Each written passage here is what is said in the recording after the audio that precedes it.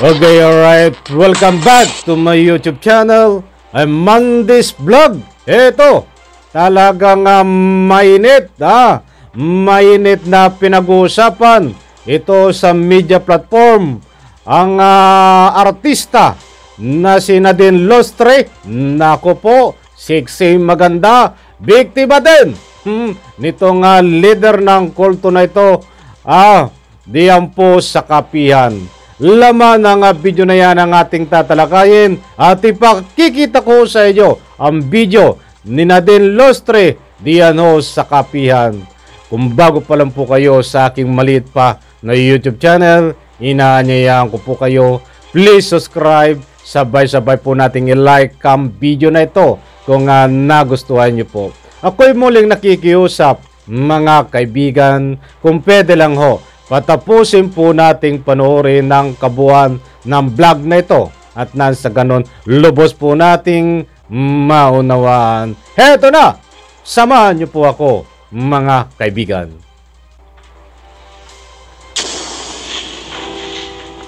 Senyor Aguila, sumagot ka.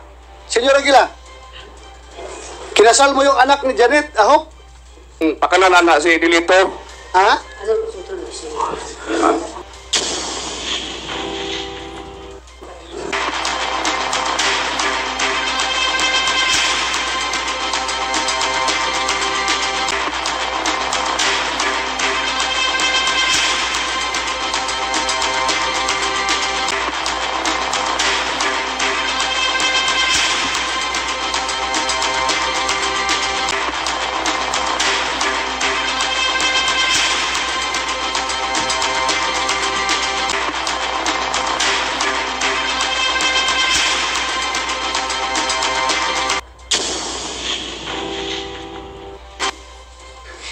Nakita mo ba mga anak ni Janet Ahok doon sa loob? Yes sir, mismo may yung anak niya na maliit, yung 12 years old ay kasado na po. Kasado na? Yes sir. Sa isang babae na minor de edad. Anak niya kinasal din? Yes sir. Oh, Janet, sabi mo ayaw mo Ang pumayag. pangalan ng kanyang anak sir, Jumong. At Jumong. saka yung babae, ano yun? Janet, may anak ka na Jomong? Pangalan? Naa, sir. How old na si Jomong? Sa karon mga 15. 15. Nung kinasal siya, anong edad niya? Dili man siya, sir, Minjo. Ha? Dili siya, Minjo, sir. Dili siya minjo. Oh. Sulti ni Mark, kasal daw. Kinasal. Dili na tinuod, Nana sir. sila yung bata, isa sir. Ha? May bata na? Yes sir. O may anak na si Jomong? Wala pa? Bahay mo usubay ko, anak, sir. Hindi, sagutin mo. May anak si Jomong? Wala pa? Naa na siya, anak, sir. Pero, wala siya nagminjo. Ulitin ko, Mark. Nakita mong kinasal yung anak ni Tahok? Yes sir. Sino kasama niya kinasal? Madami sir, may mga minor de edad din. Sila yung pinakaunang kinasal na minor de edad sir. So, sino kayo nagsinungaling nga Janet Tahok? Si Mark o ikaw? Siguruhin mo mga sagot mo dahil as I have said, hindi ako mag-hesitate ay kulong kayo dito kapag kayo nagsinungaling. Dili man Sino nagsinungaling?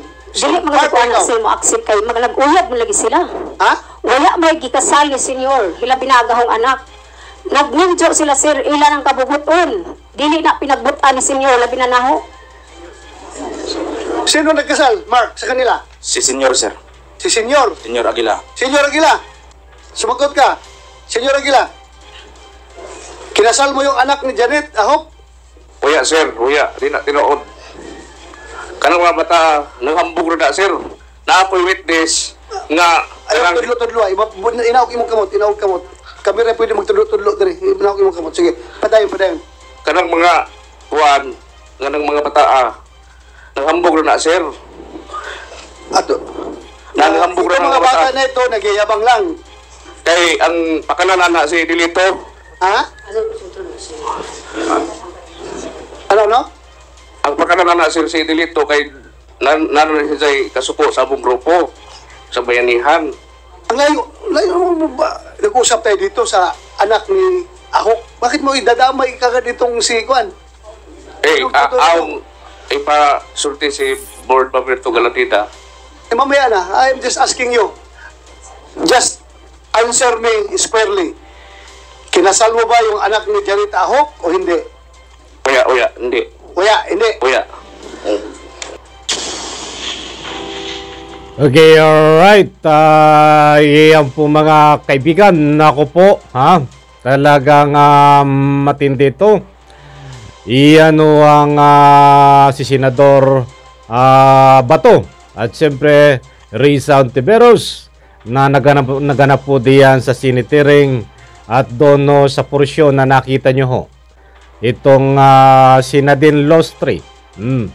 Yung video na nakikita nyo diyan ay ang pagpunta niya ho sa kapihan. Medyo may audio ho yan. Inalis ko yung audio dahil bawal po kay Lolo YouTube At baka magkaroon po tayo ng parusa kay YouTube dahil yung mga salita ho ay hindi po kaya-aya. Kaya't nararapat ho naalisin ko yung audio. Batang kumpirmado ho doon sa porsyon na yon, si Nadine Lostri nasa kapihan mga kaibigan at mainit ang pagsalubong. Nasabi ko nga ho na itong si Nadine Lostri ay biktima din nitong leader ng kulto na ito. Paunawa lang ho, maraming ibig sabihin ang kung ano ang salita na biktima. Baka po tayo nami-misinterpret. Bata talakayin po natin mga kaibigan. Ano nga ba ang pinakaugat na yan? Huwag po kayong mag-alala. Bibigyan po natin ng linaw. At sa pagkasal. Ang ating bibigyan ng diin. Pagkasal at between. Ang pagpunta ni Nadine Lostri. Magandang artista diyan sa kapihan. Ito ba ay nagkape diyan sa kapihan o siyang kinapi? Itong si Nadine Lostri. Mainit itong pinag-uusapan diyan sa social media. Na nga po may nagsasabi sa mga malaking stream na ito daw po ay mayroon ding hiding agenda before itong leader ng kulto na ito. Subalit, hindi nga po natutunugan nitong sexy star. Maganda to. Sexy na si Nadine Lostri. Talagang matindi po ang karisma nito mga kaibigan. Talagang kung babalikan po natin ang mga punot dulo kung bakit to sila nakakapang-akit nito ay ganyan ho ang style. Kita ho sa Senado, makikita nyo ho itong inayupak na leader ng kulto na ito ay maamo ang mukha. Pag tinatanong ng mga senador, kulang na lang ay umiyak. Iyan po ay alam natin na isang taktika nila na nga po impression para mabigyan ng impression ng public na nga po kaawa-awa naman itong agilang ito. Dahil kung makikita mo sa Senado, 22 years old, ay yung mukha niya ay kulang na lang umiyak. Ba't hindi po magawang kaawaan ng nga po taong bayan kahit siya po ay nagpapaawa? Dahil kumpirmado naman ho, sa dami po at sa turo ng mga testigo, ito ho ay talagang puro kalukuhan, pang-abuso ang mga ginagawa sa kanyang mga membro. Talagang matindi. Naku po, hindi ko ma-attempt. Hindi ko matanggap ang pinagagawahan nito. Kung naririnig nyo na lang ho at nga po'y nasusubaybayan ang mga iba pang interview ng mga nag-imbestiga nito. Ito ho ay nagkaroon ng executive session. Meaning, doon sa executive session ay hindi pwedeng sabihin yung mga pinag-usapan but pinahagingan. Nagpalabas ng counting statement. Ito si Senador Bato, na ito ay ginagawa niya ay pretest. Bakit ko nasabing nga pretest? Hindi ako may sabi niyan, ito isang interview kay Senador Bato. Dahil nagkaroon po sila ng executive session, ay pinadaanan niya ng kaunti kahit bawal, na naglabas siya ng kaunti na nagkakaroon ng pretest. Itong inayupak na leader ng kulto na ito. Ano yung pretest na sinasabi ko? Katulad nga po nung usapang kasal ng mga bata. Ngayon pag kinasal at pumayag na kahit hindi magkakilala, ito pala ay magkakaroon ng pretest. At siyang unang titikim, mga kaibigan, itong ika nga po'y hinayupak na leader ng terorista. I'm very sorry, leader ng kulto na ito na makikita nyo po diyan sa screen. Matindi, di ba?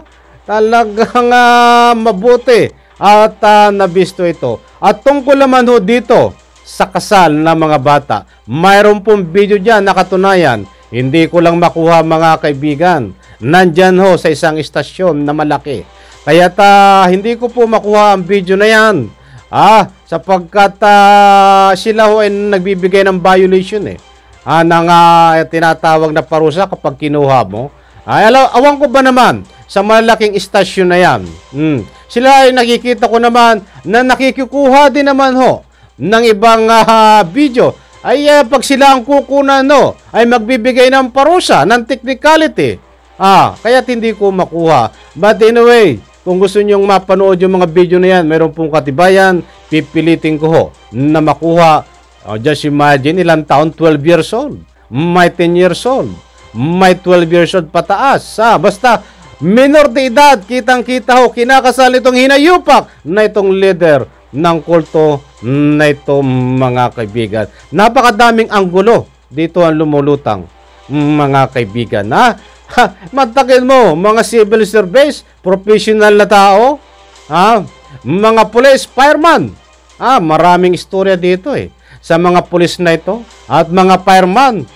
Yung mga bumbero ay nagsisisi na dahil gusto nilang bumalik ng serbisyo. Siguro nauntog na yung ulo na ika nga po'y nagising sa katotohanan. Ayon po dito kay Bato. Huwag po kayong mag-alala, ipapakita ko yung video niyan. Nagsisisi na sila na gustong bumalik sa serbisyo. Hindi sila makabalik diyan sa ika nga po'y patag.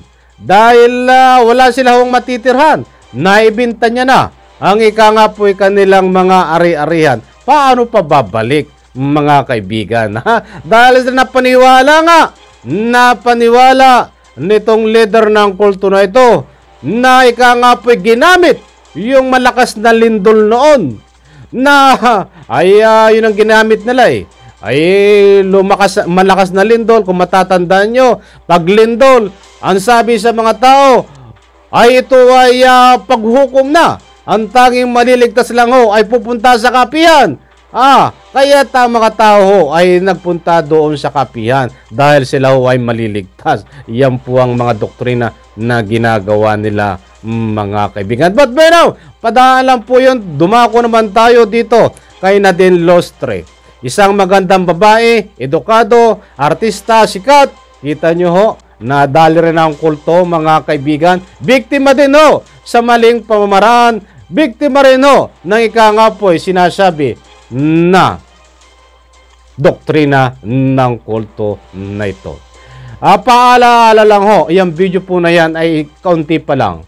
Mayroon po tayong ika nga baka hindi kayo makapaniwala.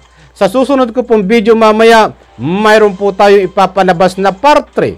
Yung kahapon ko ay part 1. Kagabi, ilang hours ang hindi lumipas na. Sa lahat ng hindi nakakabisita, pwede nyo bisitahin, i-like nyo po. At ito po naman ay parto ng video na ito na hindi ko po pwedeng ipakita sa inyo lahat dahil magiging rumble tayo. Kaya't abangan po ang part 3 nito mamaya po yung gabi, mga kaibigan. Nako po, talagang matindi ang karisma nitong ika nga po leader ng kulto na ito. Okay, kumpirmado. Yung pong video ni Nadine Lostre ay diyan sa kapihan. Ano ho ang ginawa ni Nadine Lustre diyan sa kapihan? Iyan po ba ay nagkape? Dahil kapihan, salitang kape, o siyang kinape, mga kaibigan, ha? Ayaw ko nang magsalita, baka sabihin nyo, ay ako'y nag-iimbento. Dahil napakadami ang usap-usapan sa social media. Ito'y usapan lang. Ay sapagkat tayo ay nagbabatay din sa impormasyon. Impormasyon, ba't hindi po natin pwedeng paniwalaan? Paniniwalaan po natin yan pag nagkaroon po tayo ng validation. At yung validation po na yan ay kung may katotohanan, diyan pa lang po tayo maniniwala. Ba't ang lahat po na impormasyon na nakukuha natin ho dito kay Nadine Lustre na di umano ay biktima rin nitong si leader ng kulto na ito na ikangapoya sandamakmak ang nabiktima. Matanda, bata, artista, magaganda na biktima, mga kaibigan, ha? Kaya ang punto de vista ko dito sa aking pagsusuri ay mukha na ikangapoy kung hindi ho ito nabisto, mga kaibigan, ay patuloy pa rin ho ang pagbiktima dito kay Nadine Lustre upang tuluyan, mga kaibigan, ma-brainwash, mabilog ang utak, at ating sa impormasyon na ikangapoy binabalidate ay may balak itong si Nadine Lustre. Ano itong balak na ito, mga kaibigan? Talagang baka hindi kayo makapaniwala. Tuluyan na ba sanang titira si Nadine Lustre diyan sa kapihan dahil sa doktrina, mga kaibigan, nitong leader ng kulto na ito? Dahil matindi itong dumoktrina, walang pinipili ho ito at kayang pasundin, mga kaibigan. Inuulit ko, ito ba si Nadine Lustre ay tuluyan na doktrinahan, mga kaibigan? Sinasabi ko po sa inyo, nagbabatay po tayo sa video na ating nare-research at binibigyan po natin ng public opinion. Usapan doktrina, mga kaibigan, ay abangan po natin, naku po, sa video po na po ipapakita ko sa inyo. Mamaya, sa next kong upload sa part 3 po nito, naku po, makikita po natin dyan si Nadine Lustre sa kapihan.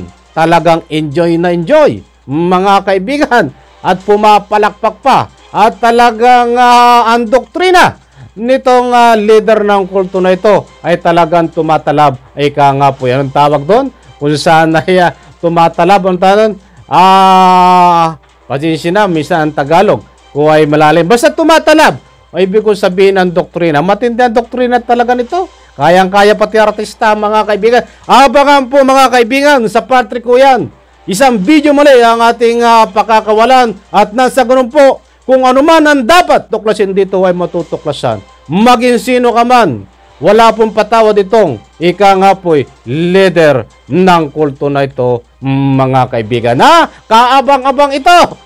Talagang patindi ng patindi, painit ng painit ang pagtatalakay natin dito sa pagka-discover. Iba ang pagka-discover dito Kaya Nadine Lustre, kala ko yung ibang talent pero iba sa kapihan na ba talaga ito tuluyang mamumuhay sana? Kung hindi nabisto, kaabang-abang po yan. At bilang pagpupugay dito sa ating mga nagbibigay ng public opinion, mga kaibigan, ay heto, padaanan po muna natin itong masugid nating mga taga-subaybayan. At nasa na tayo, mga kaibigan? Buhat kay Gloria Pinalo. Lagi itong nagbibigay din ng public opinion. Gloria, maraming salamat po, mga kaibigan. Sandali, hindi ko marinig yung aking echo. At lumuluwag yung aking headset. Dito kasi kumukuha tayo ng yung audio kung maririnig po natin. Eto. Buhat kay nasa na ba tayo? Kay Franklin Sipadin. Anong batas naman dito sa Pinas? Pag mayaman, lalo na ang politikong may kaso, ay mayaman, hindi ka agad makukulong. Pero pag mahirap, kulong agad, guys, bagong bugbog, guys, only in the Philippines. Buhat po yan kay Franklin, shoutout po ha. At kay Gloria Panaylo, shoutout. Napakaganda po ng inyong vlog. Pero na pera, talagang pinagtatrabuhan nyo. At talagang intensive research para paniwalaan ng mga kapwa Pilipino. Tama po na hindi lang ang mga vloggers ang kasuhan, pati rin si Pacquiao, mga kaibigan. Important po yan ha. Totoo lang po, ako po ay walang alam. Hindi po ako nag-aalam-alaman. But pwede po lumawak ang ating kaalaman. Ayon po sa aking karanasan sa pamamagitan po ng ika nga po pagre-research at syempre yung ika nga po tumingin po tayo kung ano ang nangyayari sa ating kapaligiran at nasa ganun po makapag-research tayo. Okay, nandito pa. Ay puro ito dito ay ikulong. Ika nga ikamukha ni Topacio at ni leader ng Korea. Shoutout sa iyo, Miles Sense. Need investigahan Engel at Pacman. Tungkol naman ito kay Pacman, no? Ayun. Pacquiao is a victim of his own ignorance. Maraming salamat. John Imperial, shoutout. Ano pa po, Sandy, ang ginagawa ng ating pamahalaan?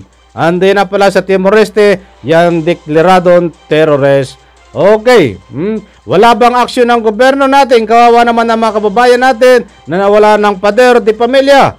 Ayun, Binigiyam, maraming shout out.